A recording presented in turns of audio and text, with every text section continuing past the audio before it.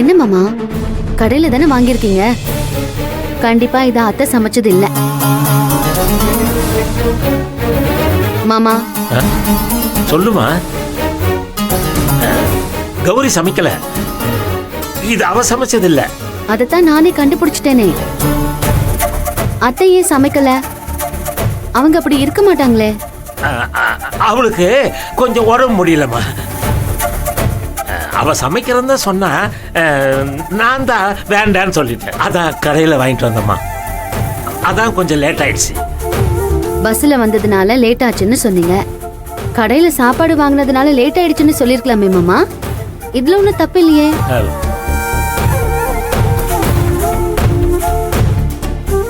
மாமா நீங்க எதையும் மறைக்கிறீங்க.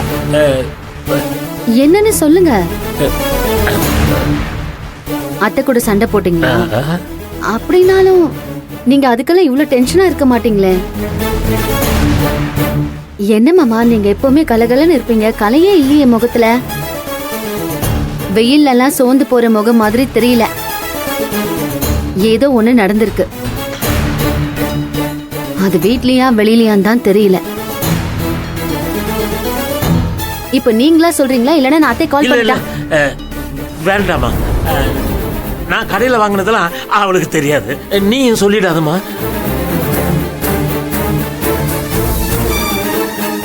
அத்தைக்கு முடியல, சமைக்க வேண்டான்னு சொல்லிட்டு கடையில வாங்கினதா தானே சொன்னீங்க. மாத்தி மாத்தி பேசுறீங்க மாமா. ஆனா உண்மையை மட்டும் பேசவே மாட்டேங்கிறீங்க.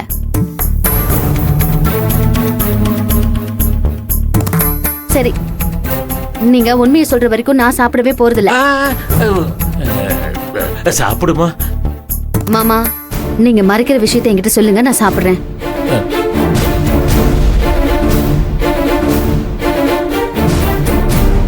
மாமா மாமா என்ன பாருங்க, என் முகத்தை பார்த்து பேசுங்க.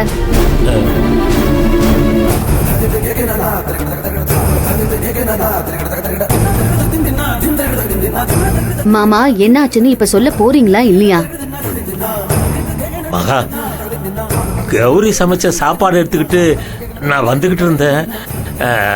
அப்போ அடிக்க வைக்க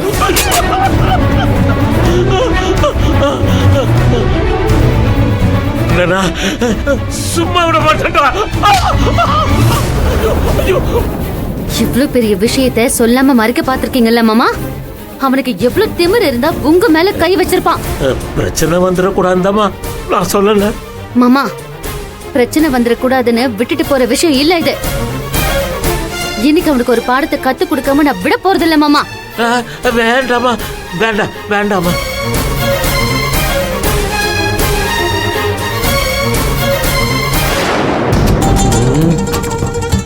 சார் என்னாச்சு சார்?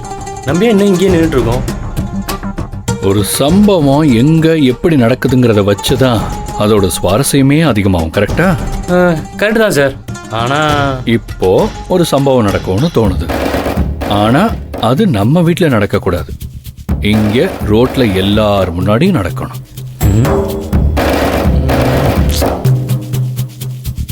புரியல? புரியல சார். சில்வண்டெல்லாம் தன்னை சிறுத்தைன்னு நினைச்சுக்கதே, அது எப்படி? நடு ரோட்ல என்னை எதிர்த்து நிக்கிற தைரியம்லாம் அந்த கிழவனுக்கு எப்படி வந்துச்சு? சார் அது அவர் தைரியம் இல்லை சார், மகா இருக்க தைரியம், மகாவோட துணிச்சல். எஸ். இப்ப அடி வாங்கினதுக்கு அப்புறம் தான் யாருன்னு அந்த ஆளுக்கு நல்லாவே தெரிஞ்சிருக்கும். நேரா மகா கிட்ட தான் போவான். மிஸ் மிஸ் இவன் அடிச்சுட்டான் மிஸ். சின்ன பசங்க கம்ப்ளைண்ட் பண்ற மாதிரி அவகிட்ட கம்ப்ளைண்ட் பண்ணிருப்பான். அதை கேட்டு பொங்கி எழுந்து அந்த மகா மிஸ்ஸும் இப்ப நியாயம் கேட்கறதுக்கு வருவாங்க. முருகனுக்கு கொடுத்த மாதிரி அவங்களுக்கும் இதே நடு ரோட்ல கொடுக்க வேண்டிய மரியாதையை கொடுத்துட்டு போயிடுவோம். Super sir. ஆனா முருகன் அளவுக்கு மகாவை ஈஸியா நினைச்ச முடியல சார். இவ்வளவு யோசிச்சவன் அதை யோசிச்சிருக்க மாட்டேனா? மகாவுக்கு சிறப்பு மரியாதை கொடுக்கணும்னு எனக்கு தெரியாதா? ஆமா சார்.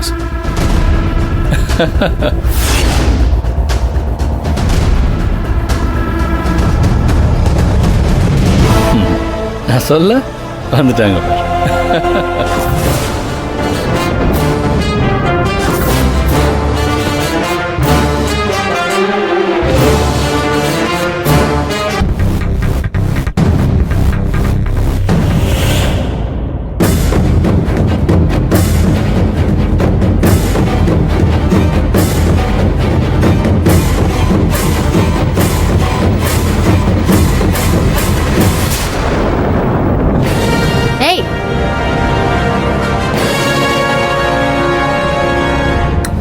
அக்கா எனக்கு அவ்வளோ தூரம், அதுவும் வயசான வர கூட்டிட்டு வந்திருக்கீங்க. பாவம். அடிச்சப்போ வயசானவங்கன்னு தெரியலனாலும் இப்போ வச்சு தெரிஞ்சுக்கிட்டல, ரொம்ப சந்தோஷம். அப்படியே அவர் காலில் விழுந்து மன்னிப்பு கேட்டேன்னா நாங்க போய் எங்க வேலையை பார்ப்போம். இல்ல மன்னிப்பா? யாருக்கிட்ட? இந்த கிழவங்கிட்டயா?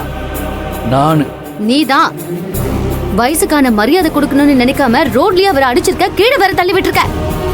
மரியாதையா இவர்கிட்ட இங்கேயே மன்னிப்பு கேளு. கேட்கலனா அவருக்கு இவன் கொடுத்தத நான் இவனுக்கு திருப்பி கொடுக்க வேண்டியதா இருக்கும். என் மேல கை வைக்கிற அளவுக்கு தைரியம் இருக்கா? என்கிட்ட நீ வாங்கின அடியெல்லாம் மறந்து போயிடுச்சா அஸ்வின்? என் தைரியத்தோட அளவு கம்மிங்கிறதுல எனக்கு எந்த பிரச்சனையும் இல்லை.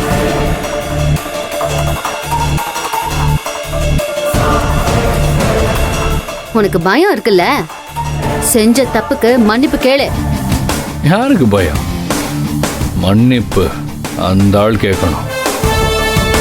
அவர் மட்டும் இல்ல, நீயும் உன் மொத்த குடும்பமும் என்னை எதிர்த்தது தப்புதான்னு என் காலில் விழுந்து மன்னிப்பு கேட்கணும். முடிஞ்சா என் கார்மெண்ட்ஸ்ல ஏதாவது ஒரு வேலை போட்டு கொடுக்குறேன். பிச்சை எடுக்காம பழச்சிக்கலாம். அஸ்வின், கார்மெண்ட்ஸ்ங்கிற வார்த்தைக்கு நீ ஸ்பெல்லிங் கத்துட்டு இருக்கும் போது அந்த கார்மெண்ட்ஸை எப்படி நடத்தணும்னு கத்துக்கிட்டவன்னா, ஒவ்வொரு தடவையும் நீ புரிஞ்சுப்பேன்னு நான் வாய்ப்பு கொடுத்துக்கிட்டே தான் இருக்கேன். ஆனா நீ திரும்ப திரும்ப தப்பு பண்ணிக்கிட்டே தான் இருக்க. அதோட இப்போ பிரச்சனை பிசினஸ் சம்பந்தப்பட்டது இல்ல, ஒரு தனி மனுஷனுடைய மரியாதை சம்பந்தப்பட்டது. எவ்வளவு திமிர் இருந்தா இவரை நீ அடிச்சிருப்ப, அதுவும் நடு ரோட்ல. என் மரியாதையை காப்பாத்துக்க என்ன செய்யணுமோ அதை நான் செஞ்சேன். என்ன மாமா, இவனை நீங்க மரியாதை இல்லாம பேசுனீங்களா? அம்மா, அவங்கிட்ட நான் கோபமா பேசுறது உண்மைதாம்மா. ஆனா தப்பா எதுவும் சொல்லல. அவன் பிசினஸ்ல உனக்கு தொந்தரவு கொடுக்கறது தப்புன்னு சொன்னேன்.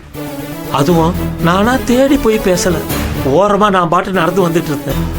என் மேல காரை ஏத்துற மாதிரி வந்தது இவன் தான்.